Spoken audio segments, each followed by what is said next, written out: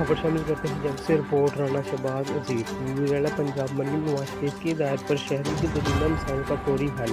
Deputy commissioner Mohammad महर की जिला council हाल में खुली कचहरी। एडिशनल डिप्टी कमिश्नर रेवेन्यू दीगर जिले अफसरान समेत रेवेन्यू अफसरान व स्टाफ भी मौजूद।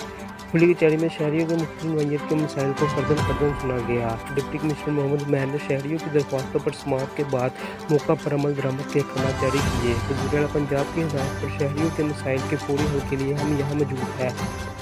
शहरियों के मसाइल को सुना गया और मौके पर अफसरान को टाइमलाइन के साथ अहकाम जारी किए गए।